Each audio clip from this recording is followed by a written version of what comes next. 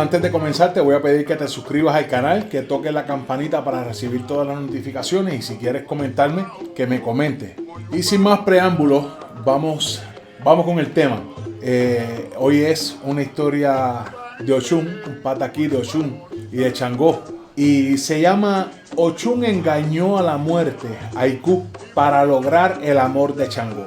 Y bueno, pues aquí fue donde Oya, después de estar viviendo por largo tiempo con Changó, se puso celosa y queriéndolo para ella solita, hizo un pacto con Ikú, con la muerte, por lo cual ella se comprometió a alimentarlo. Ella se comprometió con la muerte a alimentarla, mientras custodiara, mientras velara que Changó no saliera de la casa. Pero el trato era que Ikú tenía que quedarse frente a la puerta velando que Changó no saliera y ella lo alimentaría.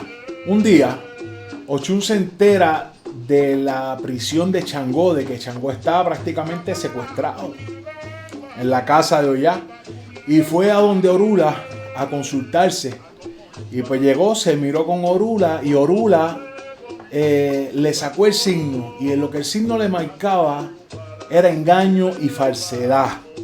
A pesar de que Ochun estaba advertida, ella insistió en salvar a Changó.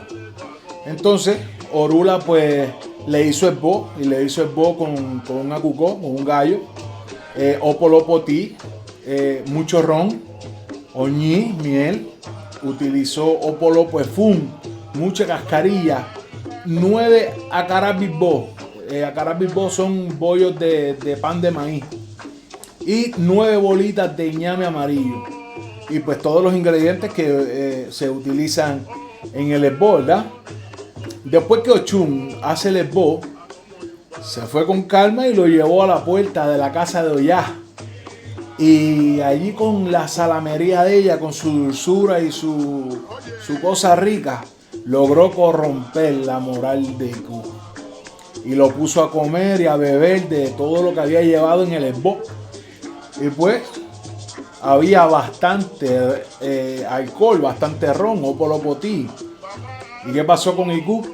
Se emborrachó.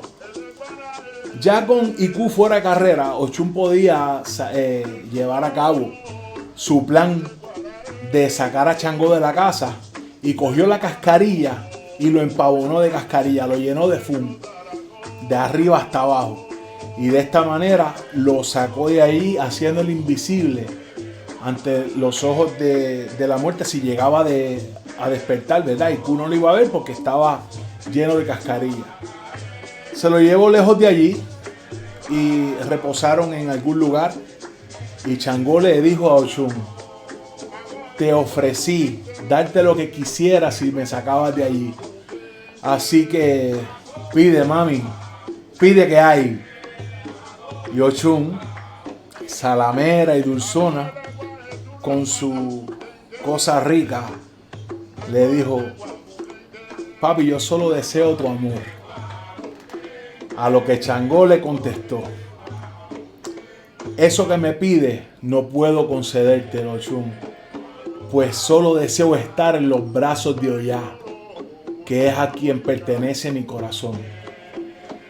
Y así termina este pataquí, esta historia, por lo menos en esta historia, porque a lo largo de las historias de Ochun y de Changó lo que vemos es una locura de relaciones tormentosas que casi siempre terminaban mal.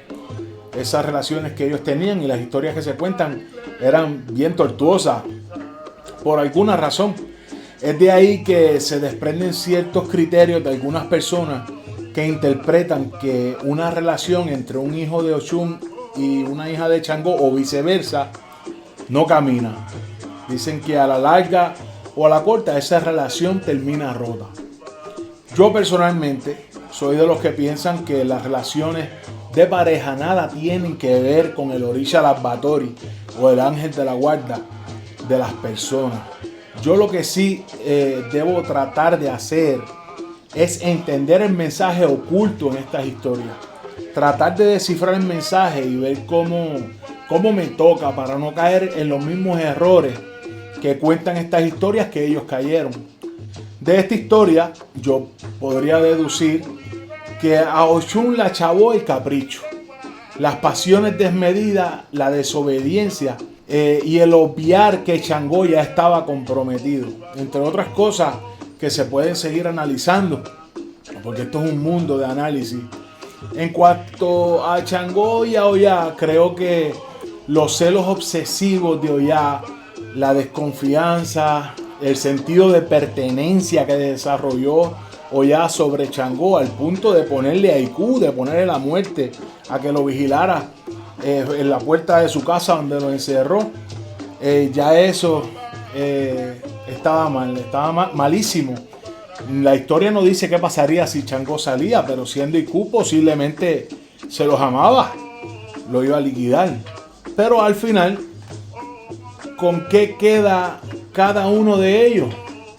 Analizando la historia, saquen ustedes sus propias conclusiones teniendo en cuenta que aquí todos los personajes se la jugaron fría para tener a la cañona lo que querían. Ninguno pensó en lo que deseaba el otro.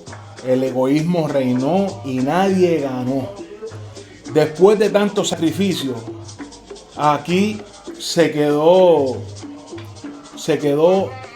Ochun con la decepción amorosa, que eso va derechito a una depresión. Oya se queda con la ansiedad que causan esos celos obsesivos y la guerra en ese hogar lleno de desconfianza.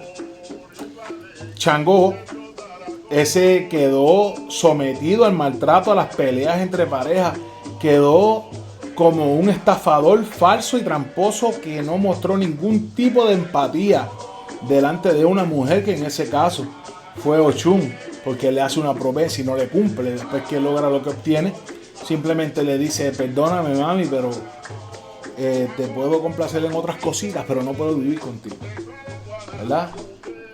Entonces aquí la pobre Ochun fue la que sufrió el desengaño amoroso, pero vuelvo y repito, por el capricho, la pasión desmedida, por desobediente, porque ya Orula le había dicho que había engaño y falsedad, y ella porque quería salvarlo. Pues hay historias donde ponen a Changó pachanguero y mujeriego, ¿verdad? Que es lo que mucha gente dice, que los hijos de Changó son así, que yo pues no pienso igual. Yo soy hijo de Ochun. Hay que controlar los caprichos y las pasiones desmedidas. Y con esto termino. Si usted sufre algunos de estos síntomas con los que he identificado durante el video a cada uno de los personajes, le recomiendo que vaya pensando en cómo reescribir su historia. Y vuelvo y te repito, no olvides suscribirte al canal, darle like, tocar la campanita y que comente